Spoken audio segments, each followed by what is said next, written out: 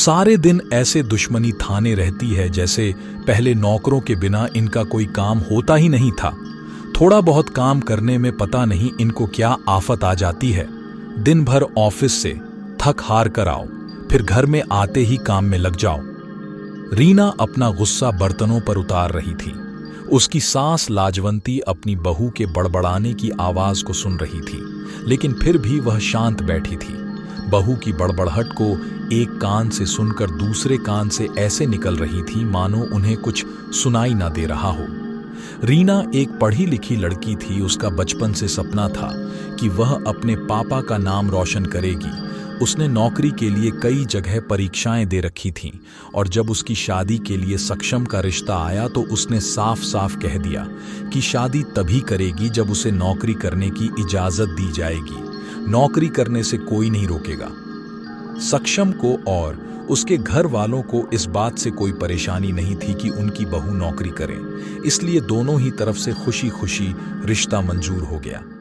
शादी के कुछ दिन बाद ही रीना को एक बैंक में नौकरी मिल गई, लेकिन जब रीना ने नौकरी की बात कही थी शादी से पहले, तभी रीना की सास ने सबके सामने ही कह दिया था कि बहू नौकरी करे, इससे मुझे कोई दिक्कत नहीं है, लेकिन अब मैं पहले की तरह घर नहीं संभाल सकती और दिन भर मैं रसोई में काम नहीं कर सकती हूँ। मुझे पता है कि अगर एक बार फिर मैं इसमें फंस गई तो पूरी जिंदगी जंजाल से बाहर नहीं आ पाऊंगी। मैं ये नहीं कहती कि बहू घर का सारा काम करें और फिर ऑफिस जाएं। मुझे सब कुछ मंजूर है, लेकिन मुझसे यह उम्मीद मत करना कि मैं पूरे घर को खाना बनाकर खिलाऊंगी। उस वक्त सबको लाजवंती जी की बातें सुनकर बड़ी हैरानी हुई और रीना के ससुर ने तो यहाँ तक कह दिया कि मुझे नहीं पता था, मेरी सीधी सी पत्नी भी सास बनते ही ऐसी हो जाएगी। लेकिन इन सब बातों का लाजवंती जी पर कोई असर नहीं हुआ। वह अपनी ही बात पर अड़ी थी। रीना को तो नौकरी करनी ही थी, क्योंकि यह इसके बचपन का सपना था और थोड़े से घर के काम के लिए वह अपने बचपन के सपने को तो नहीं तोड़ सकती थी। वही उसके पति और ससुर इस नौकरी के खिलाफ नहीं थे, तो वह कैसे रुक सकती थी। इस समस्या का यह हल निकाला गया कि घर का काम करने के लिए और खाना बनाने के लिए एक काम वाली और खाना बनाने वाली रख ली जाएगी। खाना बनाने वाली सुबह और शाम का खाना बनाकर चली जाती थी और रीना का काम था ऑफिस से आकर सबको खाना परोसना। यूं ही दिन बीत रहे थे। अब रीना शादी को 4 साल हो चुके थे।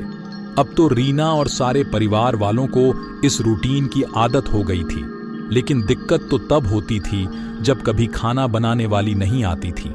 ऐसा ही कुछ इन दिनों में हो रहा था, जिस वजह से रीना बहुत परेशान थी और ऑफिस से आने के बाद थके होने पर रोटियां बनाना उसे सबसे बड़ा पहाड़ लगता था। वैसे तो लाजवंती जी इन दिनों सब्जियां काट कर बनाकर रख देती थी, लेकिन बहू के आने के बाद वह रसोई में देखती भी नहीं थी। उस समय रीना को अपनी सास का आराम से बैठना बहुत खलता था। वह बड़बड़ाते हुए रोटियां बनाती और दूसरे काम करती, फिर बाद में माँ से फोन पर दिन भर की सारी शिकायतें करती। तब फिर उसको थोड़ा सा सुकून मिलता था। कुछ दिनों बाद रीना के भाई की शादी तय हो गई। रीना की होने वाली भाभी भी नौकरी करती थी। रीना की माँ ने खुश होते हुए बड़े प्यार से कहा कि मैं और सासों की तरह नहीं हूँ जो बहू के आने पर बैठ जाऊं। जब अभी तक मैं पूरा घर संभाल रही थी तो आगे भी मैं पूरा घर संभाल सकती हूँ।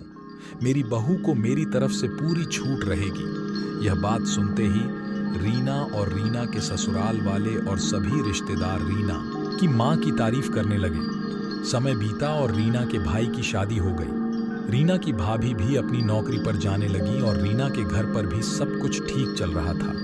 एक दिन रीना ने अपनी माँ को फोन मिलाया तो उसकी माँ ने फोन उठाया और हालचाल पूछने पर वो रोने लगी। रीना घबरा गई। उसने पूछा, क्या हो गया, रो क्यों रही हो, तबीयत तो ठीक है।